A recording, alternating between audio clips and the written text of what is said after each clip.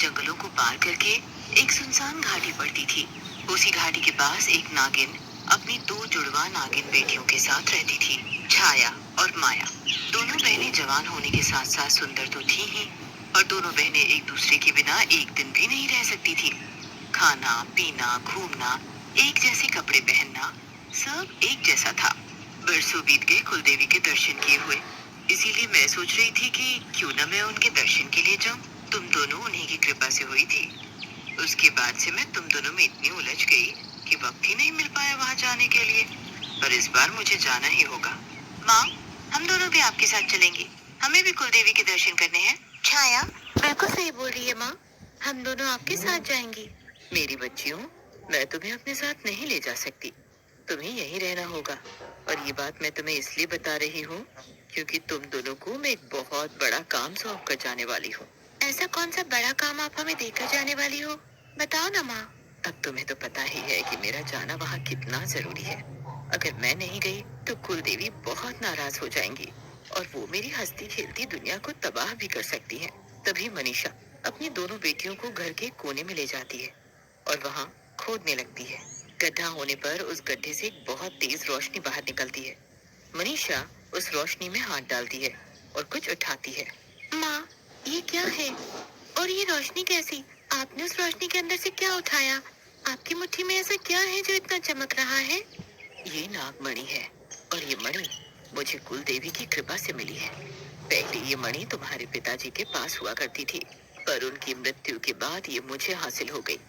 इस मणि में बहुत शक्ति है। ये मणि जिसके पास भी होती है वो बहुत शक्तिशाली हो जाता है और वो इससे जो चाहे वो हासिल कर सकता है। सोना, चांदी, हीरे, मोती, कुछ भी।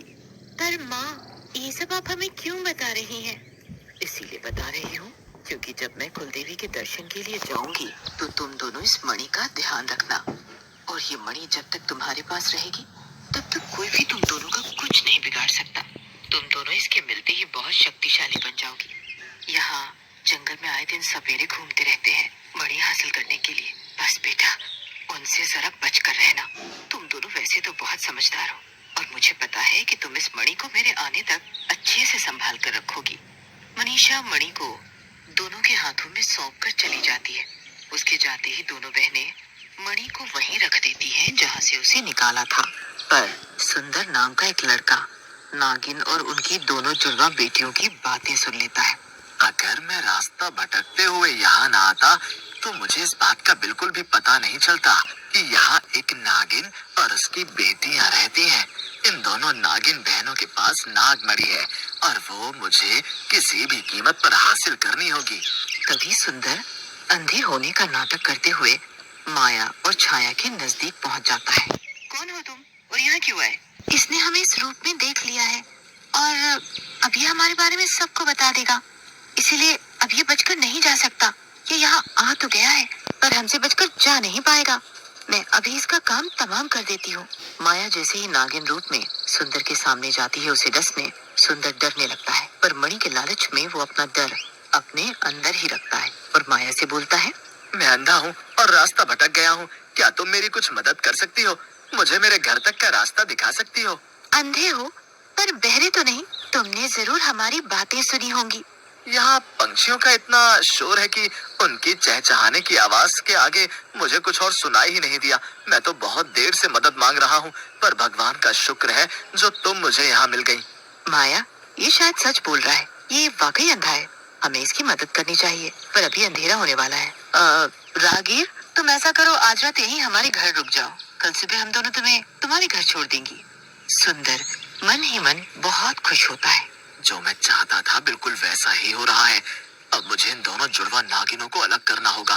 इसके लिए मुझे इन दोनों में से एक के साथ झूठे प्यार का नाटक करना होगा और उससे शादी करनी होगी। थोड़ी ही देर में सुंदर माया से मीठी मीठी बातें करने लगता है।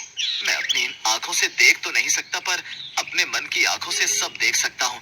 तुम दोनों बहनें हो और दिखने में बिल्कुल एक जैसी हो। मैंने ठीक कहा ना? तुमने बिल्कुल ठीक कहा। हम दोनों जुड़वा बहनें हैं, इसीलिए दिखने में एक जैसी है। सुंदर की इतनी बात सुनते ही माया मन ही मन खुश होने लगती है, पर छाया बैठी बैठी सब देख रही थी। उसे सुंदर की बातों पर बिल्कुल भी यकीन नहीं हो रहा था। अगर ये अंधा लड़का अपने मन की आंखों से ये देख सकता है कि हम दोनों दिखने में एक जैसी हैं, तो ये और सब भी तो देख सकता है अपने मन की आंखों से। ये तुम क्या बोल रही हो? तुम्हारे कहने का क्या मतलब है? मैं सही बोल रही हूँ। इसका मतलब तो यही है ना कि इसने हम दोनों को नागिन रूप में भी देखा होगा। अभी रुको, मैं दिखाती हूँ कुछ। चलो, हम दोनों फिर से नागिन रूप में आ जाते हैं और इस लड़के के सामने जाकर इसे डराते हैं। देखते हैं फिर ये डरता है या नहीं। माया और छाया फौरन नागिन के रूप में आ जाती है और सुंदर के सामने जाकर उसे